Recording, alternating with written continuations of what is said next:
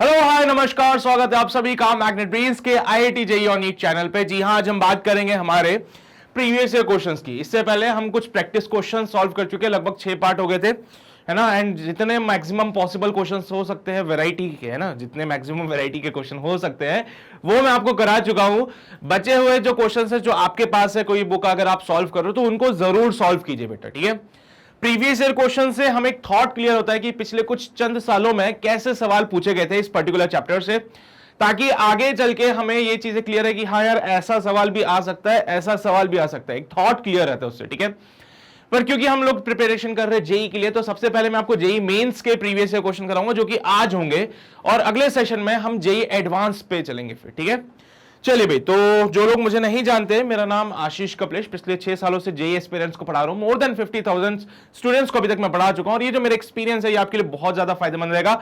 बस इतनी सी बात है कि आपको मेरी कही हुई बातों को फॉलो करना है। जो चीजें मैं आपको यहां करवा रहा हूं उनको अपने हाथों सीखना है। जो डीपीपीज आपको मिल रही है वो सॉल्व करना है। अपार्ट फ्रॉम दिस, जो क्वेश्चंस मैं करा रहा हूं वो भी खुद से सॉल्व करो। जैसे कोई क्वेश्चन स्क्रीन पे दिखता है, वीडियो को पॉज करो, खुद से एक बार ट्राई करो, ये बहुत इंपॉर्टेंट है। उसके अलावा प्रीवियस ईयर क्वेश्चन जैसा कि अभी आ गया है, तो आज हम प्रीवियस ईयर क्वेश्चंस को सॉल्व करेंगे। इसके अलावा आपके डाउट सॉल्विंग पार्ट और ये टेस्ट वाला पार्ट, ये बहुत जल्दी आ रहा है, तो आप इसकी बिल्कुल भी चिंता मत करो, हम इस पे पूरा काम कर रहे हैं, ठीक है। तो ये जो पैटर्न हमने बनाया है, इस पैटर्न के हिसाब से अगर आपने प्रिपरेशन को शुरू कर दिया तो आपका सिलेक्शन 100% हो जाएगा। तो बस इतनी सी बातें हैं, जो मैं बोल रहा हूं वो फॉलो करते हो चलो, सिलेक्शन आपका गारंटीड है बेटा, ठीक है। तो एक और बात जो आपको माननी है वो है पेन और पेपर लेके आना है। अगर आपके पास पेन और पेपर नहीं है तो भाई क्यों आए हो, फिर जल्दी से जाओ पेन पेपर लेके आओ, क्योंकि सवाल आएगा तुम्हें सॉल्व करना है। ले आए, शुरू करें, चलो भाई। पहला सवाल बोलता है, an object moving with the speed of 6.25 metre per second is accelerated at a rate given by dv by dt minus का 2.5 under root of v, where v is the instantaneous speed. The time taken by the object to come to the rest. कितना time लगेगा object को rest पे आने में, ये बताना है। 2011 में पूछा गया था सवाल हमसे। बेटा पहली चीज, अगर कोई भी ऑब्जेक्ट रेस्ट पे आता है, इट मींस उसकी फाइनल वेलोसिटी 0 हो गई। इनिशियली वो चल रहा था 6.25 मीटर पर सेकंड से, यहां पे इसका रिटार्डेशन दे रखा है, कितना टाइम लगेगा ये आपको बताना है। अच्छा, since this is the scenario of the variable acceleration, आप देख रहे हो बेटा नॉन यूनिफॉर्म एक्सेलरेटेड मोशन है ये, ठीक है। तो यूनिफॉर्मली एक्सेलरेटेड होता है तो हम इक्वेशन ऑफ मोशन लगा लेते थे, लेकिन अगर ये यूनिफॉर्मली एक्सेलरेटेड मोशन नहीं है तो हमें कैलकुलस यूज करना पड़ेगा, समझते हो ना। चलो, सो हम क्या करते हैं, वेलोसिटी की इक्वेशन निकाल लेते हैं। तो it can be written as dv by dt is equals to minus का 2.5 under root of v, root v नीचे आ जाएगा, so it comes out be dv divided by under root of v equals to minus का 2.5 dt। Clear रहेगी बातें, okay. अब मैं क्या करता हूं, दोनों तरफ इंटीग्रेट करता हूं। तो इंटीग्रेटिंग बोथ साइड, दोनों तरफ इंटीग्रेशन कर दिया, इंटीग्रेटिंग बोथ साइड्स। जब दोनों तरफ मैंने इंटीग्रेशन कर दिया तो ये बनेगा हमारे पास integral of dv by under root of v। Under root of v का मतलब v का power 1/2, under root of v का मतलब होता है v का पावर 1/2 इक्वल्स टू माइनस का 2.5 बाहर आ जाएगा integral of dt। What about the limits बेटा, जब इनिशियल स्पीड की बात करें सो इनिशियल स्पीड मेरे पास u हो जाएगी, फाइनल स्पीड मेरे पास 0 हो जाएगी, क्योंकि हम चाहते हैं पार्टिकल रुक जाए। Initial speed u, final speed हम चाहते हैं 0 हो जाए। इनिशियली टाइम 0 था और किसी टाइम t पे फाइनल वेलोसिटी 0 हो जाएगी। इनिशियल का मतलब t इक्वल्स टू 0 पे वेलोसिटी u थी, और किसी टाइम t पे वेलोसिटी 0 हो जाएगी। वो t मुझे कैलकुलेट करना है यहाँ पे। Let's solve this. इसको हमने सॉल्व किया, v का पावर माइनस का 1/2 ऊपर चला जाएगा, माइनस का 1/2 प्लस का 1, तो ये बन जाएगा v का power 1/2 divide by 1/2। Limits will be from u से लेके 0। बेटा इंटीग्रेशन की कहानी है और कुछ भी नहीं है। v का पावर ऊपर जाएगा, माइनस का 1/2 होगा, x का पावर n, इंटीग्रेट करते हैं, x का power n+1 upon n+1, minus का 1/2 प्लस का 1 प्लस का 1/2 अपॉन माइनस का 1/2 प्लस का 1 प्लस का 1/2 इज इक्वल टू माइनस का 2.5। अपर लिमिट बेटा t है, लोअर लिमिट 0 है। चलिए भाई, ये 2 ऊपर चला जाएगा, 2 अपर लिमिट 0 माइनस u का पावर 1/2 इक्वल्स टू माइनस का 2.5 टी। बेटा ये देखो माइनस का अंडर रूट ऑफ यू आ रहा है, सो जानते हो तुम लोग क्या बनता है ये, सो माइनस का 2 under root of u is equals to minus का 2.5 टी, माइनस का 2 u का पावर 1/2 मतलब under root of u equals to minus का 2.5 इंटू टी, माइनस से माइनस मर जाएगा, 2 under root of 6.25 equals to 2.5 into t. बेटा इसको भी सॉल्व किया तो ये भी 2.5 ही बनेगा, इक्वल्स टू 2.5 इंटू टी। बेटा 2.5 से 2.5 मर जाएगा, टाइम जो मिलेगा वो होगा 2 सेकेंड्स का, यानी कि इस समय पे t इक्वल्स टू 2 सेकेंड्स पे फाइनल वेलोसिटी 0 हो जाएगी। t इक्वल्स टू 2 सेकेंड्स पे फाइनल वेलोसिटी 0 हो जाएगी। क्लियर रहेगी बातें सभी को?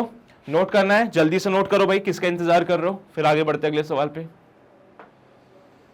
हो गया, बहुत बढ़िया। आगे बढ़ते हैं, अगला सवाल, the distance travelled by a body moving along a line in time t is proportional to t का पावर 3 बेटा। The acceleration time graph for the motion of the body will be. बेटा जो डिस्टेंस है ना वो proportional है t cube के, t बोले तो टाइम, सो डिस्टेंस प्रोपोर्शनल है t क्यूब के, डिस्टेंस प्रोपोर्शनल है t क्यूब के। What about the acceleration versus time graph?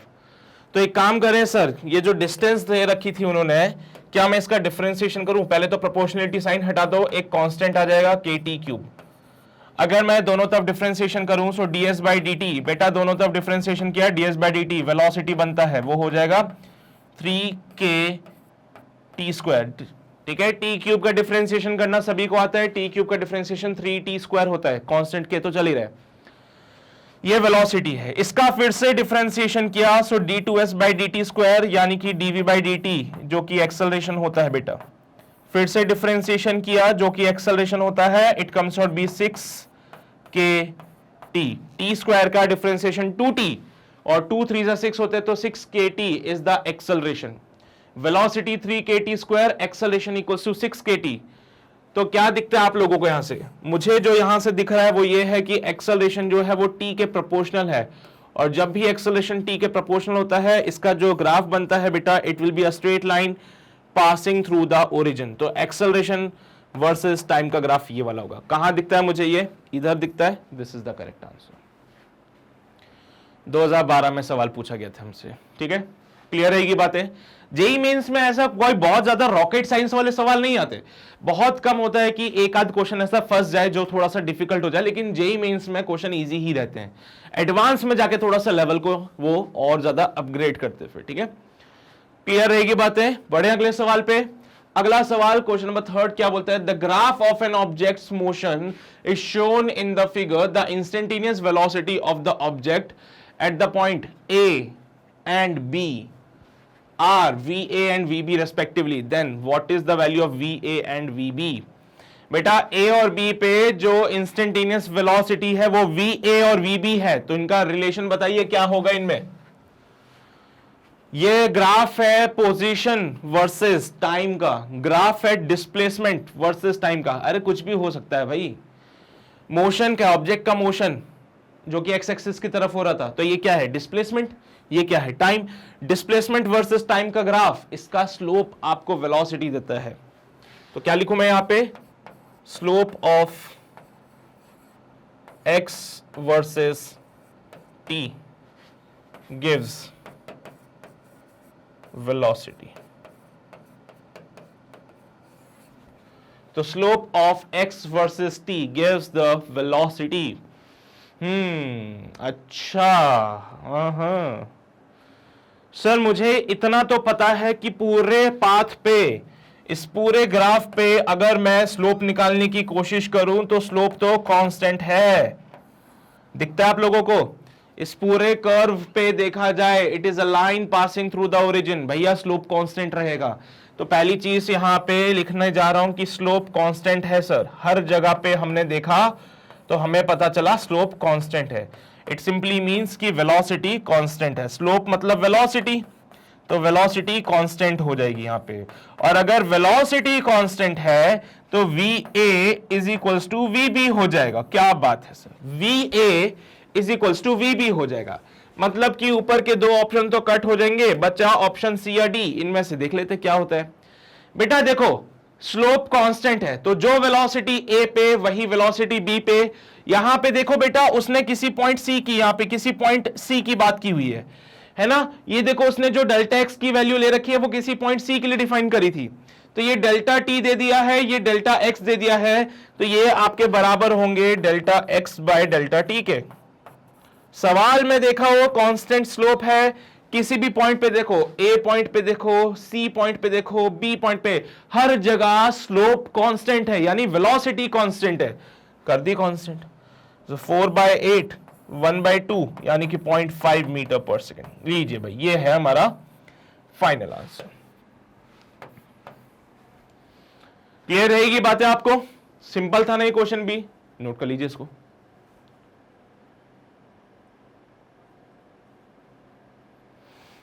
हो गया नोट, बढ़े आगे। अगला सवाल, a car of mass 1000 kg is moving at a speed of 30 meter per second. Brakes are applied to bring the car to the rest. If the net retardation force is 5000 Newton, the car comes to stop after traveling d meter in t seconds. बेटा क्या बोला गया है, एक गाड़ी जिसका मास 1000 kg का है, मूव कर रही है at speed of 30 metre per second, तो इनिशियल वेलोसिटी दे दी, मास दे दिया। अगर यहां पे ब्रेक लगाया जाए तो गाड़ी रुक जाएगी। बिल्कुल समझ गए मैं बात को। सबसे पहली बात तो मास दे दिया है उन्होंने 1000 kg का, इनिशियल स्पीड दे दी है उसने 30 मीटर पर सेकेंड की, और ब्रेक्स लगाए जिसकी वजह से गाड़ी रुक गई, तो फाइनल वेलोसिटी 0 हो जाएगी। नेट रिटार्डिंग फोर्स जो है एफ का वैल्यू माइनस का 5000 न्यूटन है, ठीक है। तो यहां से बोला गया है the car comes to stop after travelling D in time T, then D और टी, डिस्टेंस जो ट्रेवल किया उसने वो है डी जो हमें फाइंड करना है, और कितना टाइम में वो गाड़ी रुकती है वो मुझे फाइंड करना है। चलिए भाई ये दोनों चीजें हमें फाइंड आउट करनी है, कर सकते हैं। देखो ये फोर्स दे रखा है बेटा, रिटार्डिंग फोर्स है, तो क्या इस रिटार्डिंग फोर्स को लिखूं mass into retardation equals to minus का 500, 5000, मास कितना है 1000 into A equals to minus का 5000। माइनस का साइन ये डिनोट करता है कि गाड़ी का जो एक्सेलरेशन है वो वेलोसिटी के अपोजिट डायरेक्शन में, माइनस का साइन ये डिनोट करता है कि जो एक्सेलरेशन है वो वेलोसिटी के अपोजिट डायरेक्शन में, इसलिए वो गाड़ी को रोक रहा है, ठीक है। Now using the equation of first motion v equals to u plus at, बेटा देखो आपको पता चल गया कांस्टेंट एक्सेलरेशन का केस है, इक्वेशन ऑफ मोशन लगा सकते हैं। फाइनल वेलोसिटी 0 हो रही है, इनिशियल वेलोसिटी 30 थी, माइनस का 5 इंटू टी, सॉल्व किया, टी का वैल्यू आ रहा है 6 सेकंड्स, मतलब गाड़ी 6 सेकंड्स में रुक जाएगी, गाड़ी 6 सेकंड में रुक जाएगी। बहुत ही शानदार। तो ये दो ऑप्शंस तो गलत हो गए हमारे, बचे दो ऑप्शंस में से चेक करते हैं, डी निकाल लेते हैं। तो अगेन हम using the equation V square equals to U square plus 2s, या फिर टाइम भी आ चुका है तो टाइम के फॉर्मेट में निकाल सकते हो, आपकी इच्छा श्रद्धा है, वो कोई सा भी इक्वेशन आप लगा सकते हो, इसके लिए कोई रोक टोक नहीं बेटा। Final velocity 0, initial velocity 900, minus का 2 इंटू 5 इंटू एस, सो यहाँ पे एस आएगा 90 मीटर। सो कितना डिस्टेंस चल के रुकी है 90 मीटर, तो 90 वाला कौन सा ऑप्शन है, बी वाला है, तो यही हमारा फाइनल आंसर हो जाएगा। क्लियर रहेगी बातें सभी को? पक्का नोट कर लो यार, इसको भी किया नोट, बढ़े आगे। अगला सवाल, From a tower of height h, from the tower of a height h, a particle thrown vertically upward with a speed u. The time taken by the particle to hit the ground is n times that taken by it to reach the highest point of the path. The relation between h, u and n is. बहुत ही शानदार सवाल। देखो बेटा क्या बोला गया है, एक टावर है हमारे पास, इस टावर का हाइट जो है वो h बोला गया है, पार्टिकल को उठाया, पार्टिकल को ऊपर की तरफ फेंका, पार्टिकल को u स्पीड से ऊपर की तरफ फेंका, और ये पार्टिकल गया ऊपर ऊपर ऊपर ऊपर ऊपर, फिर नीचे नीचे नीचे नीचे नीचे नीचे नीचे नीचे। नाउ द पॉइंट इज कि भाई जब ये पार्टिकल ऊपर गया और फिर नीचे आया, तो टोटल रास्ता ट्रेवल करने में, लेकिन यहाँ ए पॉइंट मान लीजिए, यहाँ पे बी पॉइंट मान लीजिए, ए से लेके बी तक जाने में जो टोटल टाइम लगा है, ठीक है, टू हिट द ग्राउंड। बेटा ये देखो, time taken by the particle to hit the ground, ground को हिट कब करेगा, जब वो ए से लेके पूरा बी तक आएगा। सो टाइम ऑफ फ्लाइट जो है बेटा वो n टाइम्स है time taken by the particle to reach the maximum height. A से सी तक पहुंचने में कितना टाइम लगेगा? ए से सी तक पहुंचने में टाइम लगता है u बाई जी, ये तो आप भी जानते हो, टाइम ऑफ एसेंट होता है बेटा। ए से लेके सी तक पहुंचने में टाइम लगेगा u बाई जी, ए से लेके बी तक पहुंचने में टाइम लगेगा कैपिटल टी। सो मैंने लिख दिया time taken by particle to reach, time taken by particle to reach A to C. It will be your T, which is equals to U by G. Time taken by particle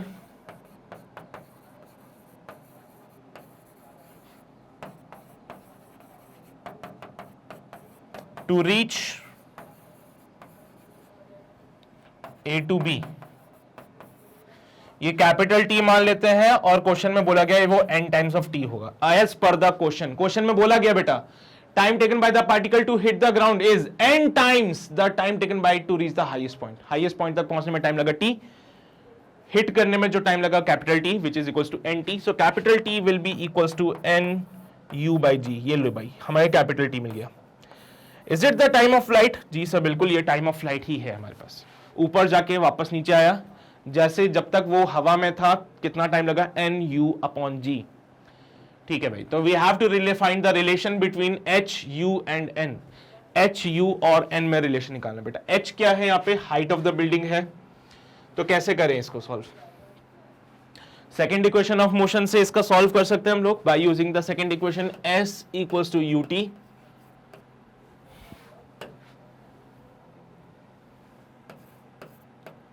plus का half at square. तो displacement minus का h equals to u into capital T minus का half g capital T का square, minus का h equals to u into capital T की जगह n u upon g put करूंगा मैं, minus का half g n u by g का whole square. चलिए भाई इसको सॉल्व करना है हम लोगों को, ठीक है।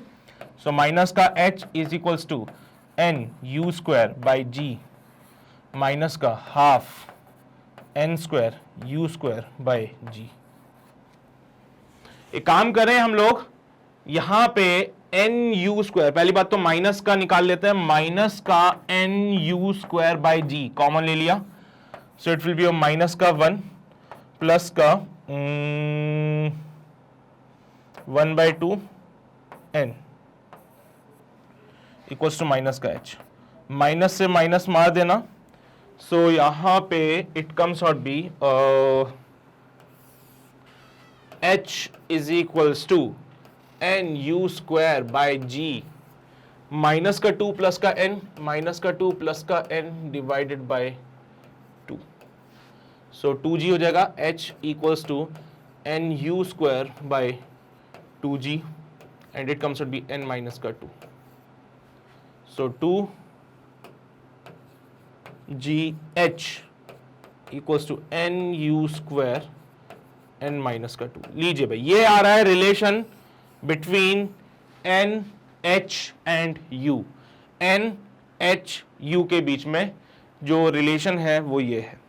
चलो भाई ऑप्शन से मैच करके देखते हैं। 2gh equals to n u square और 2gh equals to n u square n minus 2। ये देखो ये दिख रहा है मुझे option. 2gh is equals to n u square into n minus 2।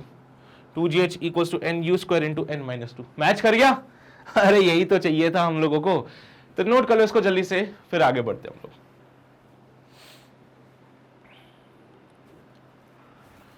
हाँ भाई किया नोट? यहां पे आओ, ये भी नोट करो। हो गया? चलिए भाई बहुत ही शानदार, आगे बढ़ते हैं, अगला सवाल देख लेते हैं। अगला सवाल कहता है an automobile travelling at 40 kilometre per hour can be stopped at a distance of 40 metre by applying the brakes. If the same automobile is traveling at 80 km per hour, the minimum stopping distance in meter, assuming no skidding। भाई ये कोई skidding नहीं है ना, तुमने देखा होगा पिक्चरों में कैसा होता है, गाड़ी रुकती है आवाज ऐसे करके आवाज आती है ना। मेरे साउंड नहीं निकल पाएगा वैसे, है ना, वो काम मेरा काम थोड़ा ही है ना। एनीवे चलो भाई सो ट्रैवल कर रहा था 40 किलोमीटर पर आवर से, इनिशियल वेलोसिटी पहली वाली केस में 40 किलोमीटर प्रति घंटा। फाइनल वेलोसिटी पहले वाले केस में 0 हो जाएगी। पहले वाले केस में डिस्टेंस चले हैं 40 मीटर। अभी क्या किए, अगर सेम गाड़ी अब ट्रेवल करता है 80 किलोमीटर प्रति घंटा की रफ्तार से और फिर से फाइनल वेलोसिटी 0 हो जाएगी, तो S2 बताइए क्या होगा।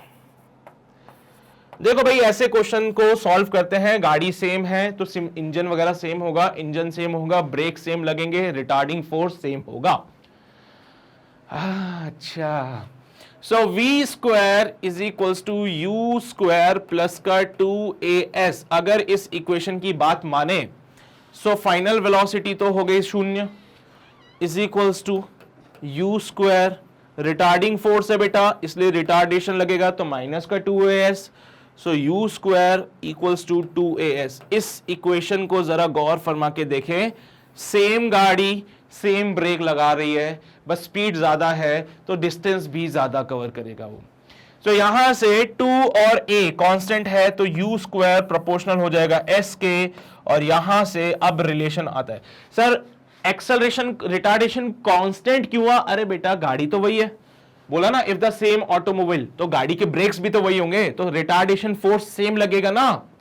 हाँ, गाड़ी अगर चेंज हो जाती तो बात थी, गाड़ी अगर बदल जाती तो एक बारी के लिए सोचते हम लोग, गाड़ी तो वही है। सो from here u1 by u2 का whole square equals to s1 by s2। तो यहां से क्या बात आ रही है कि u1 बाय u2 का होल स्क्वायर जो होता है वो s1 बाय s2 के बराबर है।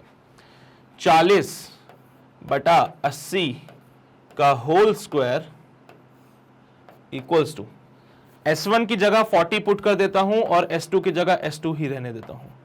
0 से 0 मरेगा, 4 2 8 हो जाएगा। So 1/4 equals to 40 divided by S2। फिर से सॉल्व किया, S2 का वैल्यू 160 मीटर आ रहा है। मतलब कि अगर आपने गाड़ी की स्पीड इंक्रीज कर दी तो अब वो गाड़ी जो है 80 मीटर नहीं, पहले तो कितनी चल रही थी 40 मीटर, अब वो कितनी चल रही है 160 मीटर। अब इस क्वेश्चन को करने के एक शॉर्ट ट्रिक बताता हूं आपको, है ना भाई, शॉर्ट ट्रिक भी तो सॉल्व करना होता है। ऐसा सवाल, ये गाड़ी वाला ब्रेकिंग वाला जो अगर सवाल आएगा तो मेक श्योर वो अगर स्पीड को n टाइम्स कर देता है, अगर u2 है ना, अगर वो इनिशियल स्पीड को n टाइम्स इंक्रीज कर रहा है, अगर वो इनिशियल स्पीड को n टाइम्स इंक्रीज कर देता है तो उस केस में जो डिस्टेंस ट्रेवल्ड होगी वो n स्क्वायर टाइम्स हो जाती है इनिशियल वाले के। शॉर्ट ट्रिक है बेटा, ये याद रख लेना, अपनी निंजा टेक्निक क्वेश्चन सॉल्विंग के टाइम काम आती है। सो क्या कहेगी अपनी निंजा टेक्निक? अपनी निंजा टेक्निक कहती है कि अगर वो गाड़ी की स्पीड को n टाइम्स इंक्रीज करता है तो गाड़ी हमारी जो डिस्टेंस ट्रेवल करेगी before coming to the rest वो n स्क्वायर टाइम्स होगा। जैसे कि यहां देखें तो सर पहले 40 से चल रही थी, अभी वो 80 किलोमीटर से चल रही है, तो उसने क्या स्पीड को डबल किया? हाँ सर, पहले देखो 40 से चल रही थी, बाद में 80 से चलने लगी, तो उसने स्पीड को डबल किया। हाँ सर बिल्कुल। तो अगर मैं बोलूं u1 40 था, u2 80 था, तो n का वैल्यू जो बनेगा वो 2 बन जाएगा। तो S2 will be equals to 2 का square times of S1, 4 times of S1, 4 into 40, 160 metre. लो भाई, क्या वही आंसर आया? देखो जरा। तो यह काम आप शॉर्ट ट्रिक से भी कर सकते हो, ये काम आप शॉर्ट ट्रिक से भी कर सकते हो। तो अपनी ये निंजा टेक्निक है भैया, काम आती है, इसका ध्यान रखना आप लोग। चलिए भाई आगे बढ़ेंगे अब। ओके, अगला सवाल, the velocity time graph of a car and a scooter are shown in the figure. बेटा यहां पे वेलोसिटी टाइम का ग्राफ दे रखा है आप लोगों को, कार और स्कूटर का। The difference between the distance travelled by the car and the scooter in the 15 second. बेटा 15 सेकंड्स में, कहां है 15 सेकंड्स? यहां पे 15 सेकंड में कार ने जो डिस्टेंस ट्रेवल किया और स्कूटर ने जो डिस्टेंस ट्रेवल किया, उनका डिफरेंस क्या है ये बताना है। The time at which the car will catch up with the scooter are, और वो टाइम बताना है जब दोनों मिलेंगे। ठीक है, तो आप देख सकते हो बेटा स्कूटर हमारा कांस्टेंट स्पीड से चल रहा है 30 मीटर पर सेकंड, कार पहले एक्सेलरेट करी 45 मीटर पर सेकंड तक आते होते, उसके बाद वो कांस्टेंट स्पीड से चलने लगी। तो स्कूटर तो पहले से कांस्टेंट स्पीड से चल रहा था, लेकिन कार पहले एक्सेलरेट करी, उसके बाद जाके वो कांस्टेंट स्पीड से चली। तो आपको सबसे पहले तो निकालना है 15 सेकंड में कितना डिस्टेंस। बेटा यहां पे वेलोसिटी टाइम ग्राफ है और डिस्टेंस की बातें कर रहा है, तो area under the VT curve gives you the distance और द डिस्प्लेसमेंट। तो आपको क्या करना है, 15 सेकंड तक एरिया निकालना है स्कूटर का और गाड़ी का। So distance travelled by the scooter, distance travelled by the scooter कितना हो जाएगा भैया? स्कूटर ने जो डिस्टेंस ट्रेवल किया वो तो ये वाला एरिया हो जाएगा पूरा, इस पार्ट का distance travelled by the scooter, इस पार्ट का एरिया कितना है? 15 into 30, 15 into 30, 450 metre is the distance travelled by the scooter. Distance travelled by the car, car ने जो डिस्टेंस ट्रेवल किया बेटा वो क्या इसके बराबर होगा? सोचो जरा, इस एरिया के बराबर। 15 सेकंड में कार ने जो डिस्टेंस ट्रेवल किया वो इस एरिया के बराबर हो जाएगा। सो यहां पे लिखा distance travelled by the car equals to half, base कितना हो जाएगा? 15, हाइट कितनी हो जाएगी? 45, तो 15 इंटू 45 सही है। 45 इंटू 15 कर लीजिए, 45 इंटू 15 करना पड़ेगा, 5 5 25, ऐसे भी कर सकते हो, ठीक है। चलो कैलकुलेट ऐसे 522, तुम्हारी इच्छा श्रद्धा है, कैसे भी करो यार, आंसर तो वही आना है। 675/2, 675/2 मीटर। सो कार ने जो डिस्टेंस ट्रेवल किया वो है 675/2, स्कूटर ने जो डिस्टेंस ट्रेवल किया वो 450। सो डिफरेंस की अगर हम बात करें, सो डिफरेंस जो आएगा it is equals to 450 minus का 675/2, 450 माइनस का 675/2, 450 मतलब 900 माइनस का 675/2 कितना बन गए? 9 में से 6 गए 3, 375/2। तो 375/2 कितना बनेगा? 2 1 जा 2, 2 6 जा 2 8 जा 16, ऐसा कुछ। 675 गलती कर दी ना? है इतनी बड़ी गंदी वाली गलती क्या कर रहे हैं हम लोग यार। ठीक है भूल जाओ, यहाँ पे कुछ लिखा था मैंने, 5 2 8 में से 6 गए 225। अब ठीक है भूल जाना, पहले मैंने कुछ लिखा था यहाँ पे 225/2, 112.5 मीटर। हाँ जी, तो आंसर विल बी 112.5 मीटर। पहले के दो ऑप्शन तो काट दीजिए, सी और डी में से कोई एक आंसर होगा। सो डिफरेंस कितना है दोनों के डिस्टेंस में? It is of 112.5 metre. Second चीज जो आपसे पूछता है वो टाइम बताइए जब कार और स्कूटर मिलेंगे। तो कार और स्कूटर कब मिलेंगे? मैंने बोला let's say at time T, किसी समय टी पे कार और स्कूटर मिलते हैं। तो ग्राफ में वो टाइम नहीं है, तो मैंने बोला काम करो, ये सारी चीजें मैं मिटा दूं थोड़ी देर के लिए। मैंने बोला किसी टाइम टी पे कार और स्कूटर मिल जाएंगे। तो किसी टाइम टी पे कार और स्कूटर मिले तो यहां पे टाइम टी तक आए, तो किसी टाइम टी पे कार और स्कूटर मिलेंगे बेटा। सो टी टाइम में जितना डिस्टेंस कार ने चला उतना ही डिस्टेंस स्कूटर को भी चलना पड़ेगा। तो स्कूटर कितना डिस्टेंस चलेगा टी टाइम में? बोलो। टी टाइम में कार जितना डिस्टेंस ट्रेवल करेगी स्कूटर को भी उतना ही डिस्टेंस ट्रेवल करना है, तभी मिल सकते हैं बेटा। मिलने के लिए कंडीशन क्या होती है? एक ही जगह पे होने चाहिए, सेम टाइम पे होने चाहिए।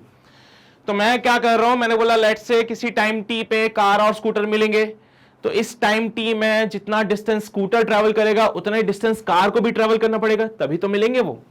तो distance travel by the scooter in time T लिखो यहां पे, डिस्टेंस ट्रेवल्ड बाय स्कूटर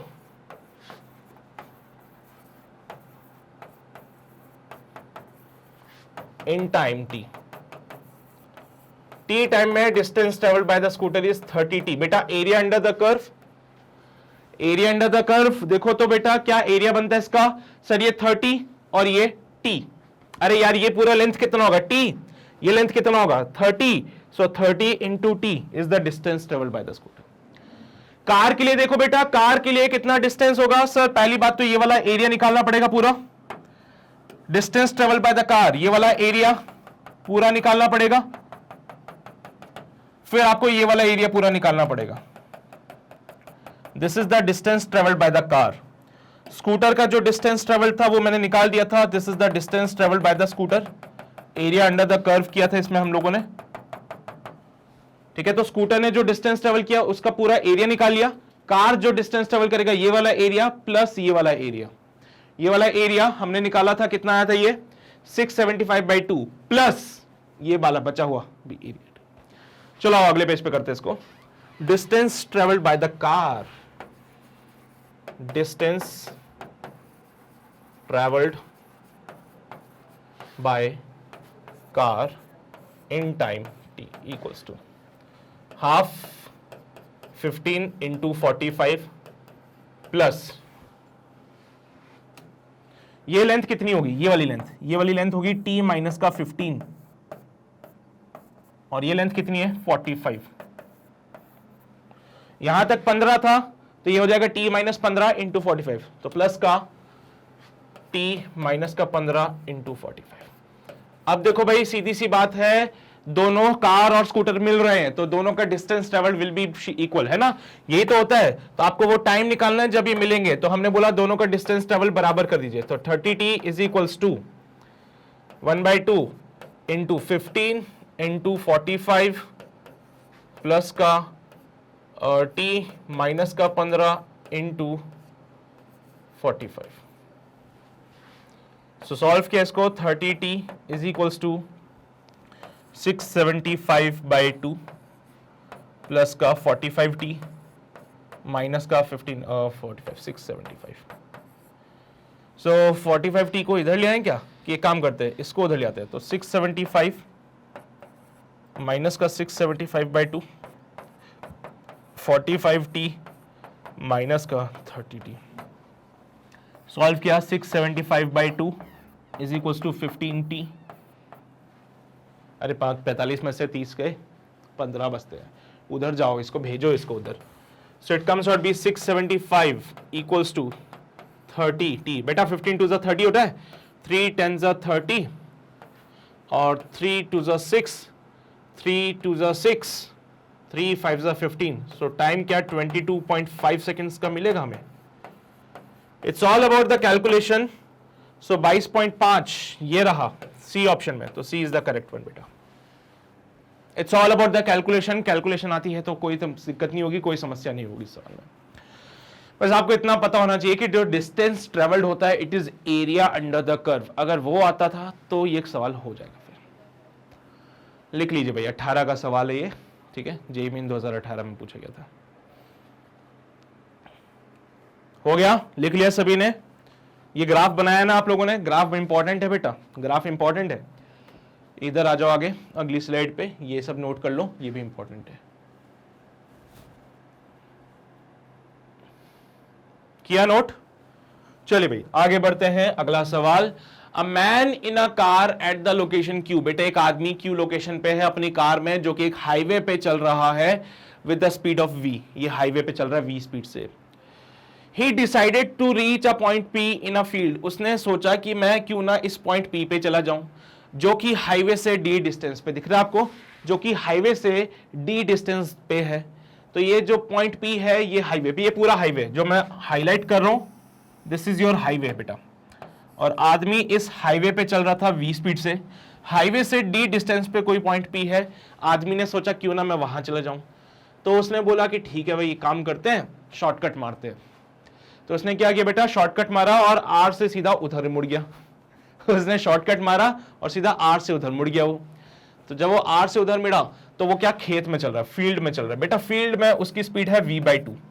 जैसे वो R से इधर की तरफ मुड़ेगा, अब उसकी जो स्पीड हो जाएगी बेटा वो v/2 हो जाएगी, ठीक है। तो वो पूछ रहा है कि कितना मिनिमम टाइम लगेगा उसको वहां तक पहुंचने में, कितना मिनिमम टाइम लगेगा, अच्छा सॉरी, कितना ये डिस्टेंस rm होगा, ये डिस्टेंस rm बताना है। What should be the distance rm, जिससे कि उसको वहां P पॉइंट तक पहुंचने में कम से कम समय लगे। डिस्टेंस rm कितना होगा जिससे कि उसको P पॉइंट में पहुंचने में कम समय लगे, P पॉइंट तक पहुंचने में। तो rm निकालना है मुझे, rm निकालना है ना। लेट्स से मान लीजिए, पहले चीजों को आसान करते हैं। Let's rm equals to x। बेटा अगर rm हमारा x हो जाए तो खुद ही सोचो rp क्या हो जाएगा। देन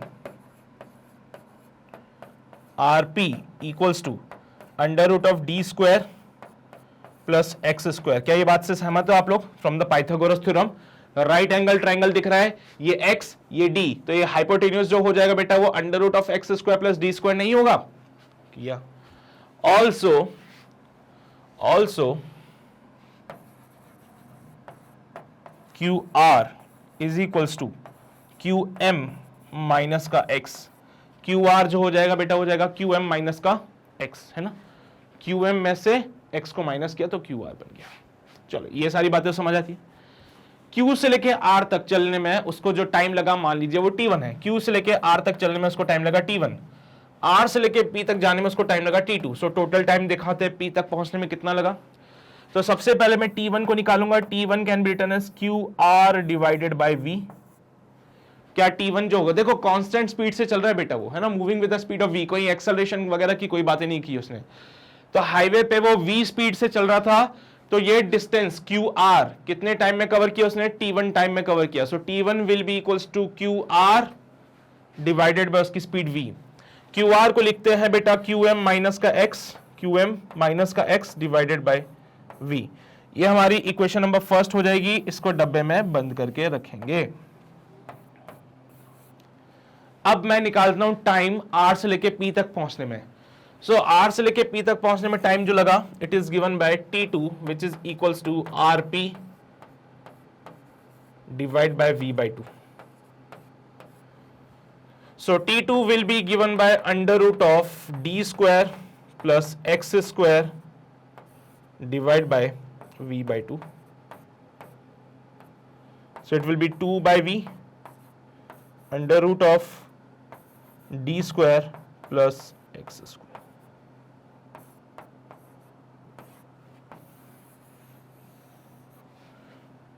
क्या मैंने T1 और T2 दोनों को निकाल लिया है?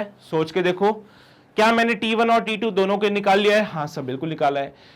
टोटल कितना टाइम लगेगा Q से लेके P तक पहुंचने में? सो टोटल टाइम जो उसको लगने वाला है, टोटल टाइम जो उसको लगेगा, it will be equal to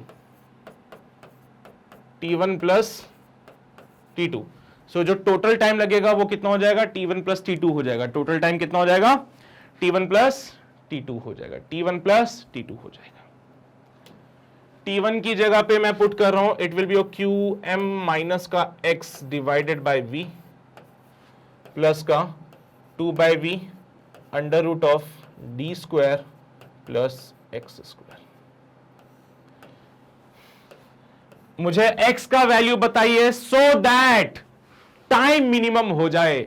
मुझे x का वैल्यू बताइए सो दैट ये टाइम मिनिमम हो जाए। सो कंडीशन फॉर मैक्सिमम मिनिमा, आप भी जानते हो मैं भी जानता हूं, फॉर मिनिमा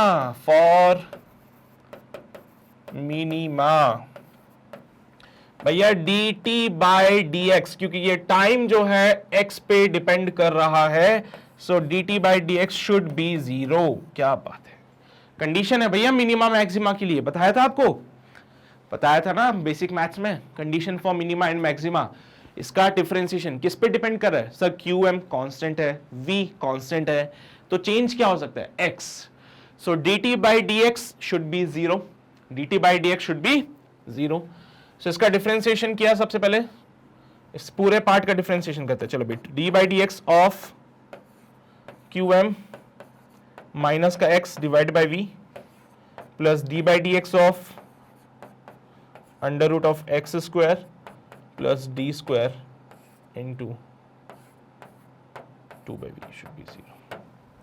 इसका डिफरेंशिएशन किया, QM का डिफरेंशिएशन 0 माइनस 1 अपॉन v। क्या बोले भैया? QM का डिफरेंशिएशन 0, x का डिफरेंशिएशन 1 और v कांस्टेंट था, एज इट इज आ गया। यहां पे भी 2 बाई v कांस्टेंट है, एज इट इज आ जाएगा। इस पूरे पार्ट का डिफरेंशिएशन किया 1 upon 2 under root of x square plus D square. बेटा ये अंडर रूट वाले पार्ट का डिफरेंशिएशन हो गया। अब अंडर रूट के अंदर क्या लिखा था, x square plus D square, इसका डिफरेंशिएशन किया 2x प्लस का 0 शुड बी 0। समझते हैं बात को। QM कांस्टेंट था, डिफरेंशिएशन 0, x का डिफरेंशिएशन 1, v कांस्टेंट था, एज इट इज आ गया। यहां पे भी 2/v कांस्टेंट था, अंडर रूट का डिफरेंशिएशन 1/2 अंडर रूट ऑफ ये पार्ट बन गया। अंडर रूट के अंदर क्या लिखा था, x square plus D square, इसका डिफरेंशिएशन क्या, एक्स स्क्वायर का 2x, डी स्क्वायर का differentiation 0। Now let's solve. It will be minus का 1/v प्लस का 2/v, और यहां पे ये 2 से देखो 2 मर जाएगा, dot x divided by under root of x square plus D square should be 0। So 1/v equals to 2x divided by v under root of x square plus का D square.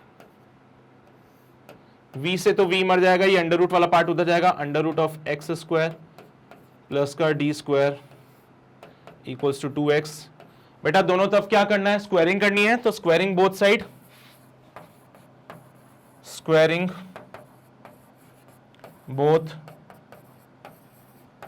sides, so it will be your x square plus d square equals to 4x square, x square उधर जाएगा, so it will be d square equals to 3x square, so d या फिर मैं बोलूँ तो सिर्फ x equals to d upon under root of 3। तो बेटा x का क्या वैल्यू होना चाहिए, d upon under root of 3। अगर x का value d upon under root of 3 होगा, उस केस में टाइम जो है वो मिनिमम हो जाएगा। अब उसने मिनिमम टाइम नहीं पूछा हमसे, उसने तो हमसे x का वैल्यू पूछा था। उसने बोला x का क्या वैल्यू होगा जिसपे टाइम मिनिमम हो जाए। हमने बोला x का value d upon under root of 3 होगा, तो जाके टाइम मिनिमम होगा। चलो भाई, यही हमारा फाइनल आंसर है। x का value d upon under root of 3 होगा तो जाके टाइम मिनिमम होगा। तो मैंने क्या किया, सबसे पहले बोया इसने बोला r से लेके m के बीच में डिस्टेंस बताना है ना, तो ये बोल what should be the distance rm। Distance rm मैंने x मान लिया। अगर ये x है तो टोटल जो है ये qm, ये वाला पार्ट qr हो जाएगा बेटा, qm माइनस का x, ये वाला पार्ट rp, ये पाइथागोरस थ्योरम से सॉल्व किया। qr डिस्टेंस ट्रेवल करने में टाइम लगा t1, rp डिस्टेंस ट्रेवल करने में टाइम लगा t2। सो टोटल टाइम निकाल लिया मैंने फिर t1 प्लस t2 करके। t1 निकालना आसान था, t2 निकालना भी आसान था। फिर टोटल टाइम निकाला, टोटल टाइम के लिए मैंने बोला ये मिनिमम होना चाहिए, तो कंडीशन फॉर मैक्सिमा मिनिमा के हिसाब से इसको हमने सॉल्व किया। सॉल्व करने से x का वैल्यू मिलता है d upon under root of 3, and it shows कि अगर x हमारा d upon under root of 3 होगा तो टाइम मिनिमम होगा। अगर x equals to d upon under root of 3 होगा तो टाइम हमारा ये क्या हो जाएगा, मिनिमम हो जाएगा। So this is all about this question. बेटा नोट कर लीजिए जल्दी से, फिर आगे बढ़ते हैं। किया नोट? हो गए अभी? बहुत बढ़िया। चलिए भाई आगे बढ़ते हैं, अगला सवाल देखते हैं। In a car race on a straight road, car A takes a time t less than car B at the finish and passes finishing point with a speed v more than that of car B। बेटा तो car race हो रही थी, तो एक सीधी सीधी सड़क है बेटा, यानी कि 1D मोशन हो जाएगा। इस 1D मोशन में कार A को कितना t टाइम कम लगा है कार B से, तो अगर कार B को टाइम t डैश लगा तो कार A को टाइम लगेगा t डैश माइनस का t। बताता हूं अभी। ऑल्सो कार A ने फिनिशिंग पॉइंट को जो पार किया है with the speed v more than that of car B। Obviously बात है कार B से ज्यादा स्पीड से कवर करेगा तभी तो कम टाइम लगेगा। Both the car start from the rest and travel with the constant acceleration a1 and a2 respectively, then v is equal to, बेटा v किसके बराबर होगा ये आपको बताना है। बेटा मैं यहां पे कार A और कार B बना लेता हूं ताकि हमें थोड़ा सा कॉन्सेप्ट क्लियर हो जाए इससे।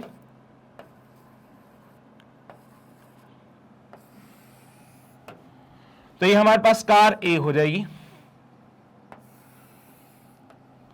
यहां पे मैं एक और गाड़ी बना देता हूं,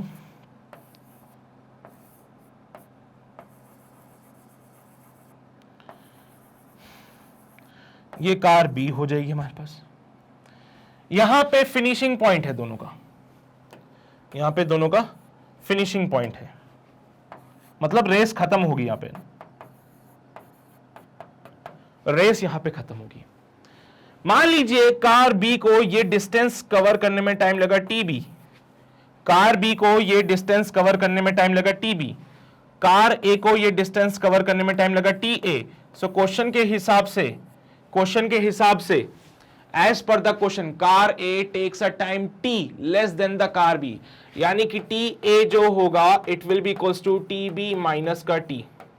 ये क्वेश्चन के हिसाब से बेटा कार ए को टी टाइम कम लगा है as compared to the car B, car A को टी टाइम कम लगा है एज कार बी।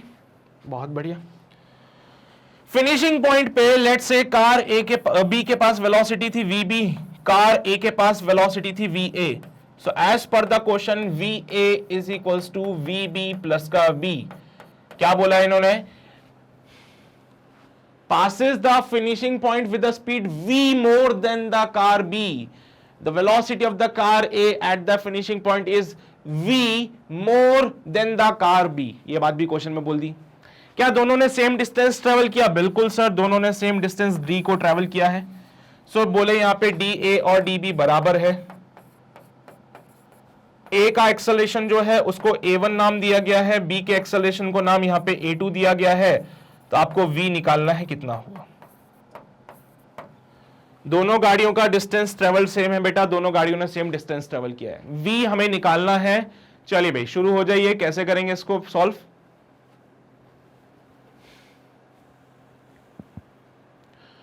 अच्छा एक बात बताओ, क्या ये वाला इक्वेशन का यूज करें dA इक्वल्स टू dB? अच्छा दोनों की इनिशियल वेलोसिटीज के बारे में भी बता दो। तो A का इनिशियल वेलोसिटी 0 है, B का भी इनिशियल वेलोसिटी 0 है, क्योंकि दोनों गाड़ियों ने स्टार्ट किया था फ्रॉम द रेस्ट। अगर दोनों गाड़ियों ने रेस्ट से स्टार्ट किया तो UA और UB दोनों क्या हो जाएंगे? 0 हो जाएंगे। चलिए भाई, सो मैंने इक्वेशन लगाई dA इक्वल्स टू dB, दोनों कार सेम डिस्टेंस ट्रेवल करेगी, या बोलूं दोनों गाड़ियों का डिस्प्लेसमेंट सेम होगा। So UA into TA plus का half acceleration of A TA का square equals to UB TB plus का half acceleration of B TB का होल स्क्वायर। इनिशियल वेलोसिटी दोनों गाड़ियों की 0 है, तो ये तो हो जाएगा 0। तो half into A1 into TA का square equals to half into A2 TB का स्क्वायर। हाफ से हाफ भी मर जाएगा। एक मैं मॉडिफिकेशन कर लेते हैं। So under root of A1 TA equals to under root of A2 TB। किसी एक के साथ छेड़खानी करनी पड़ेगी, या तो TB को एलिमिनेट करो या TA को। सो TA को लिख सकते हो या फिर TB को भी लिख सकते हो। TB equals to TA plus T हो जाएगा। TB की जगह TA प्लस T लिख दूं तो चल जाएगा। तो अंडर रूट ऑफ A1, या चलो यही लिख दो TB माइनस का T equals to under root of A2 TB। यह आ जाएगा under root of A1 minus under root of A2 into TB is equals to under root of A1 to T। Solve किया। So TB का जो value बनता है it will be your under root of A1 into T divided by under root of A1 minus under root of A2।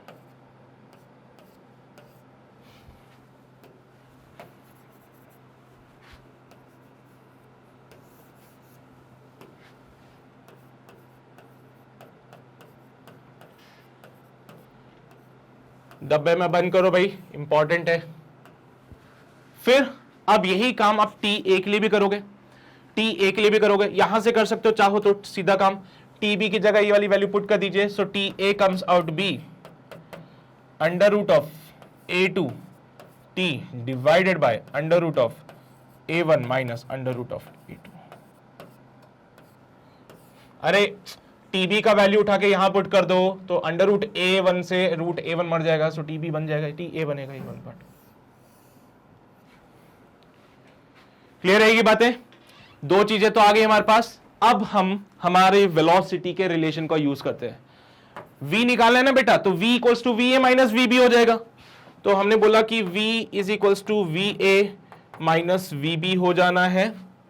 So V equals to A1 TA minus A2 TB।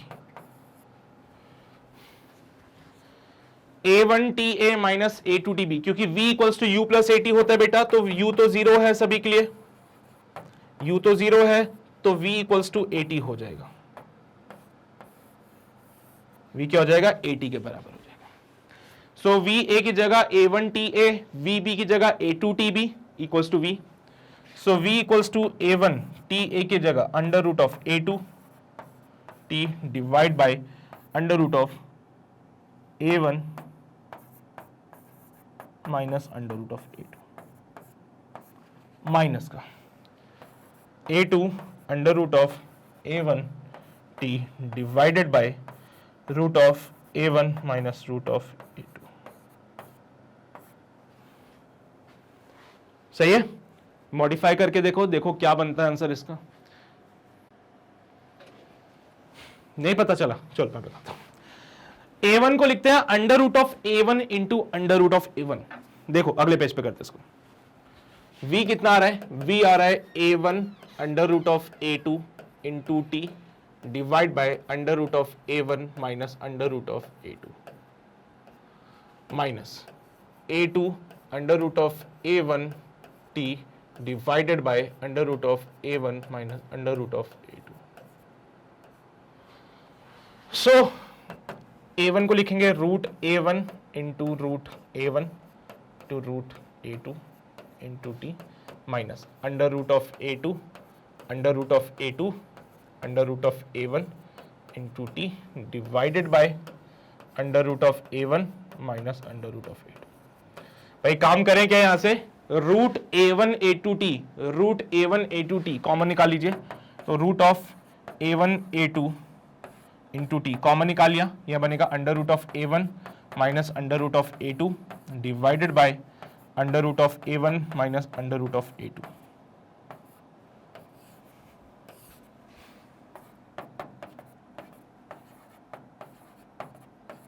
सो ये रही velocity V। यही find करना था हम लोगों को, यही find करना था ना। अरे आ गया आंसर। चलिए भाई, तो कहां पे मैच कर रहा है ये? पहले ऑप्शन के साथ। This is your final answer. This is all about this question number 9, जो कि 2019 में हमसे पूछा गया था। अच्छा क्वेश्चन था, दिमाग लगाने वाला है, सॉल्व कर लीजिए जल्दी से, नोट कीजिए इसको, फिर आगे बढ़ते हैं हम लोग। किया नोट पूरा? हो गया?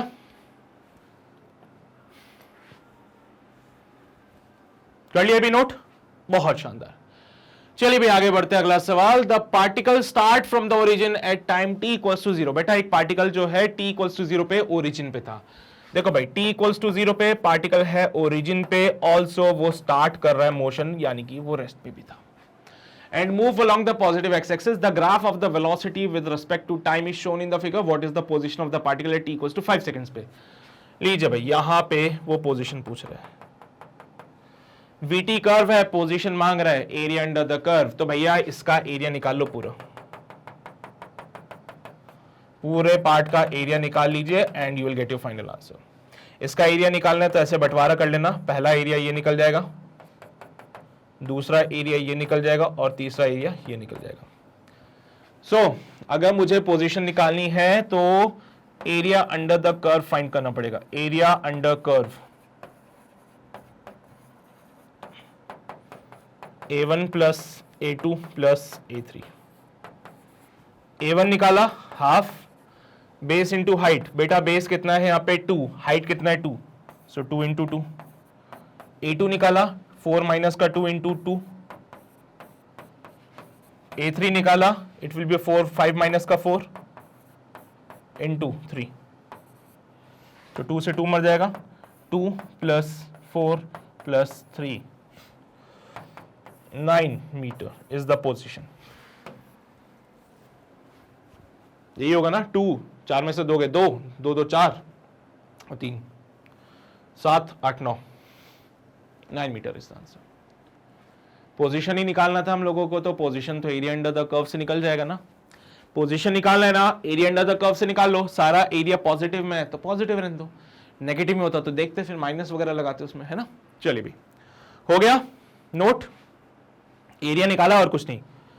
आगे बढ़ते अगला सवाल। The passenger train of length 60 metre travel at a speed of 80 kilometre per hour. Relative का सवाल है, कराइए ना बातें आपको रिलेटिव की। A passenger train of length 60 meter travels at a speed of 80 kilometre per our. Another freight train, बेटा वो मालगाड़ी की बात कर रहा है जिसका लेंथ 120 मीटर है, ट्रेवल करता है at a speed of 30 kilometre per our. The ratio of the time taken by the passenger train to completely cross the freight train when they are moving in the same direction, when they are moving in the opposite direction। Class में कराई ये सारी बातें मैंने आपको बोला था कि टाइम ऑफ क्रॉसिंग जो होता है, अगर याद नहीं हो तो लिखने इसको बात को, कि जो टाइम ऑफ क्रॉसिंग होता है बेटा इक्वल्स टू होता है length of A plus length of B divided by. अब ये डिपेंड करता है कि ट्रेन सेम डायरेक्शन में जा रही है या अपोजिट डायरेक्शन में आ रही है। अगर ट्रेन सेम डायरेक्शन में जाती है तो रिलेटिव वेलोसिटी माइनस होगी, अगर ट्रेन अपोजिट डायरेक्शन में जा रही है तो रिलेटिव वेलोसिटी ऐड हो जाएगी। इन अपोजिट डायरेक्शन, तो यहां पे ए की वेलोसिटी और बी की वेलोसिटी को ऐड कर देना, मॉड लगा लेना। फिर से मैं एक और फॉर्मूला लिखना जा रहा हूं, और ये भैया वो कहते हैं ना इसको ये अपनी निंजा टेक्निक हो जाएगी, है ना। मतलब सवाल यही बनेगा बेटा, हर जगह काम आएगा। और ये जब भी वो टाइम ऑफ क्रॉसिंग पूछता है यही फॉर्मूले लगेंगे हमेशा।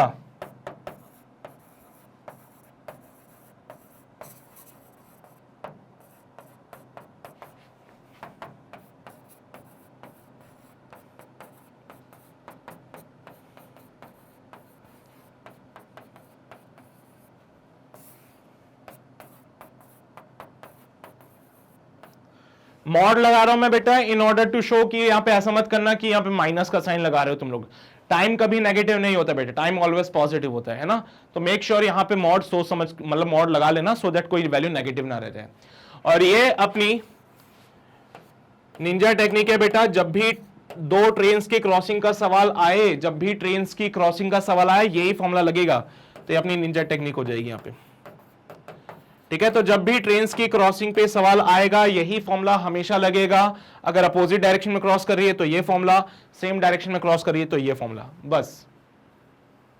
ठीक है, पहला case, then they are moving in the same direction. बेटा सेम डायरेक्शन चल रही है, v1 माइनस v2 करना पड़ेगा। चलो भाई कर देते हैं। सो t1 इज द, पहली ट्रेन की लेंथ कितनी है, length of the train 60 metre and 120 metre, तो 60 प्लस 120 डिवाइडेड बाय, पहली ट्रेन की स्पीड कितनी हो जाएगी, ट्रेन की स्पीड है पहले की 80, दूसरे वाले की है 30, सेम डायरेक्शन में इसलिए माइनस करेंगे, 80 माइनस का 30, 180 divide by 50, so it will be your 18 by 5 seconds. When they are crossing in the opposite direction, opposite direction की बात करेंगे तो बेटा 80 प्लस का 30 हो जाएगा यहाँ पे। अपोजिट डायरेक्शन में रिलेटिव वेलोसिटी ऐड होती है ना, so it will be 180 divide bye 8 9 10 11 110, so it will be 18 by 11 second. So वो आपसे रेशो मांग रहा था t1 by t2 का, सो 18/5 into 18/11, so your answer will be 11/5। so ये जो रेशो आएगा it will be your 11/5। this is the final answer बेटा, रेशो 11/5 है जो कि हमारा फाइनल आंसर है, सी ऑप्शन। ये फॉर्मूला लगना है, क्रॉसिंग ऑफ ट्रेन में कुछ भी पूछ ले वो आपसे, दो ट्रेन सेम डायरेक्शन में जा रही है तो भाई सेम डायरेक्शन के लिए फॉर्मूला, दो ट्रेन अपोजिट डायरेक्शन जा रही है तो ये फॉर्मूला ऑलवेज वैलिड। छाप लिया सभी ने, ये पूरी बातें लिखी है, नोट करो जल्दी से। रेशो आ रहा है 11/5। Now let's move on to the next question. अगला सवाल ग्राफ पे है बेटा, a particle start from the origin O from the rest and move with the uniform acceleration along the positive x-axis. Identify all figures that correctly represents the motion qualitatively.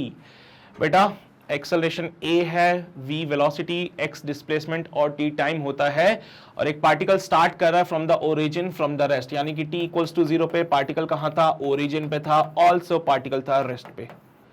ये बातें question में दे रखी है। Uniform acceleration का मतलब होता है बेटा एक्सेलरेशन कांस्टेंट रहेगा। यूनिफॉर्म एक्सेलरेशन का मतलब क्या होता है बेटा, एक्सेलरेशन कांस्टेंट रहेगा। एक्सेलरेशन कांस्टेंट, तो पहला ग्राफ तो सही होगा आई थिंक। यूनिफॉर्म एक्सेलरेशन का मतलब एक्सेलरेशन कांस्टेंट है, तो पहला ग्राफ तो सही है। अरे acceleration constant, acceleration versus time का ग्राफ है, एक्सेलरेशन कांस्टेंट रहेगा। बेटा यहां पे देखो वेलोसिटी प्रोपोर्शनल टू t है, यहां पे v प्रोपोर्शनल टू t है, तो v इक्वल्स टू kt हो जाएगा, और अगर मैं डिफरेंशिएशन करूं dv बाई dt तो वो k के बराबर हो जाएगा, जो कि एक्सेलरेशन है again, and here also the acceleration is constant. तो ये ग्राफ भी सही है बेटा, ये ग्राफ भी सही बना है बिल्कुल, एक्सेलरेशन यहां पे भी कांस्टेंट है। इन दोनों ग्राफ में से देखिए कौन सा सही ग्राफ रहेगा बेटा, बोलो। सर इस ग्राफ को मैं कंसीडर नहीं करूंगा, क्योंकि आप देख सकते हो स्लोली स्लोली यहां पे जो स्लोप है वो डिक्रीज हो रहा है, और ये पोजीशन वर्सेस या फिर डिस्प्लेसमेंट वर्सेस टाइम का ग्राफ है, तो यहां पे वेलोसिटी डिक्रीज हो रही है, वेलोसिटी डिक्रीज हो रही है ठीक है, तो स्लोप जो होगा वो dx बाई dt हो जाएगा, जो कि वेलोसिटी को रिप्रेजेंट करता था, फिर यहां पे स्लोप dx बाई dt हो जाएगा, जो कि वेलोसिटी को डिनोट करता है बेटा, और यहां पे स्लोप डिक्रीज हो रहा है तो वेलोसिटी डिक्रीज हो रही है, तो या तो रिटार्डेशन होगा, बट वो तो नहीं बोल रहा ऐसा, वो तो बोल रहा है एक्सेलरेशन हो रहा है भाई, तो ये ऑप्शन गलत हो जाएगा ना, फिर ये ऑप्शन गलत हो जाएगा।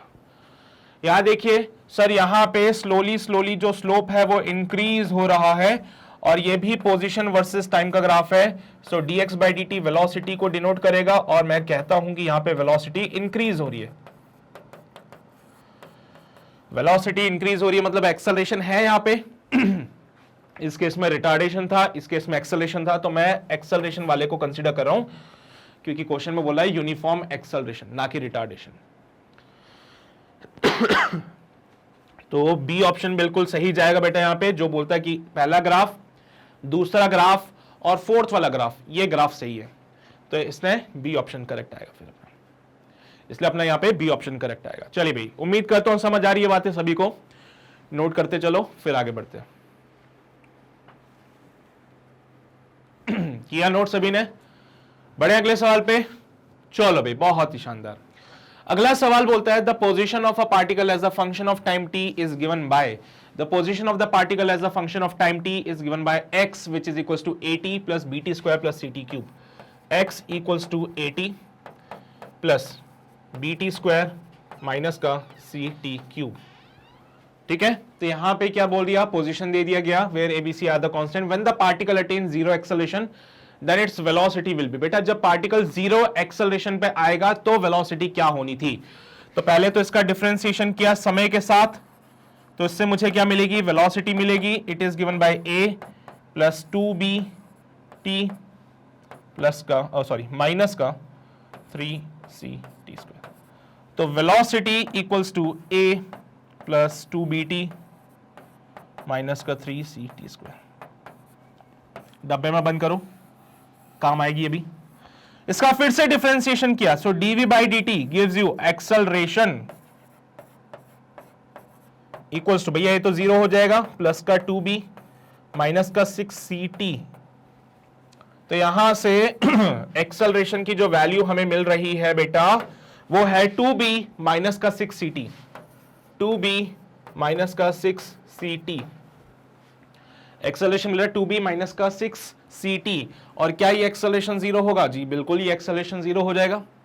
So from here 2b is equals to 6ct and t equals to b upon 3c, मतलब ये वो टाइम है जब वेलोसिटी 0 हो जाएगी, ये वो टाइम है जब एक्सेलरेशन 0 होगा, सॉरी ये वो टाइम है जब एक्सेलरेशन 0 होगा, ये वो टाइम है जब एक्सेलरेशन 0 होगा, और इस टाइम पे वेलोसिटी क्या होगी ये मुझे बताना है।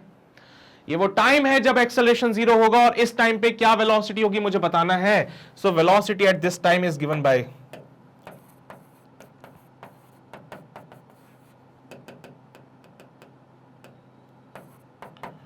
a plus 2b। बेटा t की जगह पे देखो तो जहां जहां टी है वहां पे b अपॉन 3c पुट करने जा रहा हूं मैं यहां पे इस इक्वेशन में, जहां जहां b है t है वहां पे b अपॉन 3c पुट कर रहा हूं। सो 2b b upon 3c minus का 3c b अपॉन 3c का होल स्क्वायर।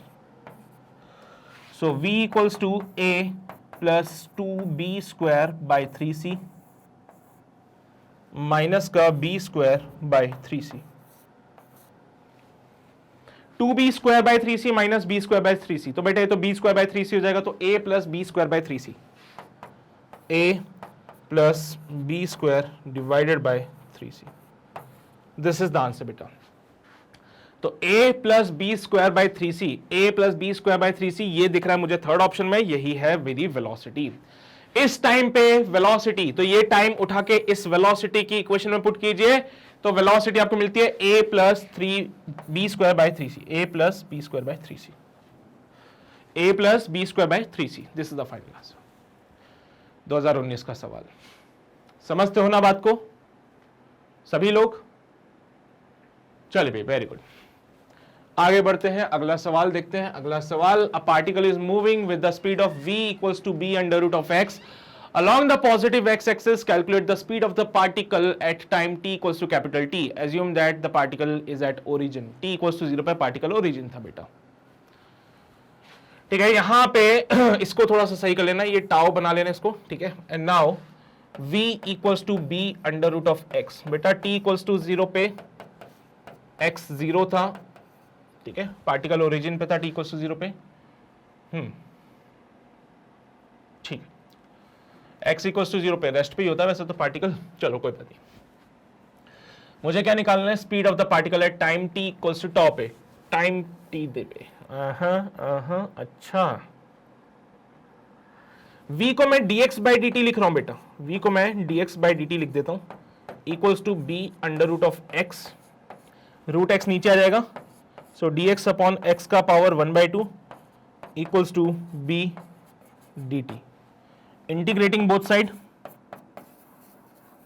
दोनों तरफ इंटीग्रेट किया, इंटीग्रेटिंग बोथ साइड्स, दोनों तरफ इंटीग्रेट करने से हमें क्या मिल रहा है बेटा?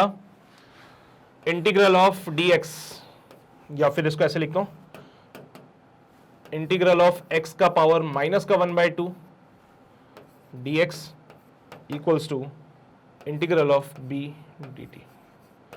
बेटा t इक्वल्स टू 0 पे पार्टिकल 0 पे था, और t equals to time t पे पार्टिकल कहां होगा? पता नहीं, किसी पोजीशन पे होगा। t इक्वल्स टू टाउ पे है ना, t इक्वल्स टू टाउ पे मुझे स्पीड निकालनी है, तो पोजीशन मान लीजिए x डैश हो जाएगी। t इक्वल्स टू टाउ पे पोजीशन x डैश मान लेते हैं। वेलोसिटी निकालनी है ना अपने को, तो रुक जाओ, भी कर रहे हैं। सो इट विल बी और x का पावर 1/2 डिवाइड बाय 1/2, लिमिट्स लगाएंगे 0 से लेके x डैश तक की, equals to b tau. So under root of x dash equals to b tau. ठीक है भाई, तो यहां से क्या करें? वेलोसिटी स्पीड निकालनी है मुझे जब x बराबर x डैश होगा। जब x बराबर x डैश होगा तो मुझे स्पीड निकालनी थी, तो x की जगह x डैश निकालते हैं। Let velocity will be v dash, let velocity will be v dash. So v dash जो होगा b under root of x dash हो जाएगा। सो v डैश होगा b अंडर रूट ऑफ, तो it will be b tau by 2। So v dash equals to b square tau upon 2।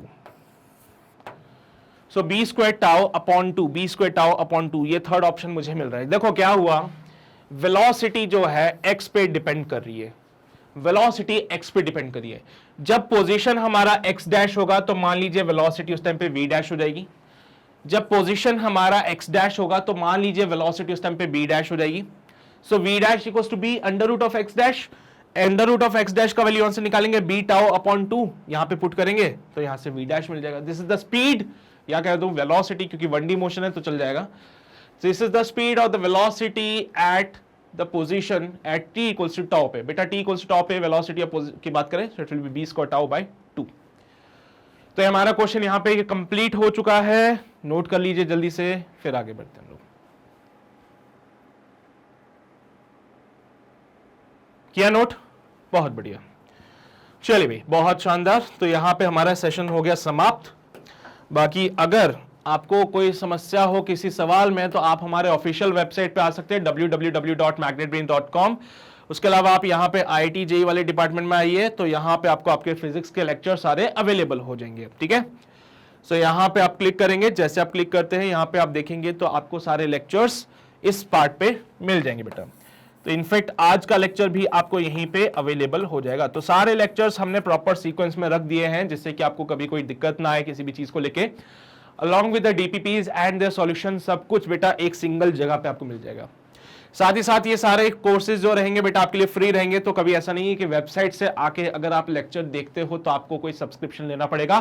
कोई subscription नहीं लेना बेटा, कोई कूपन कोड नहीं लगाना है, ठीक है। तो आपके लेक्चर्स आप ही के लिए है, आप जितने बार देखो उतने बार अलाउ है आपको, ठीक है।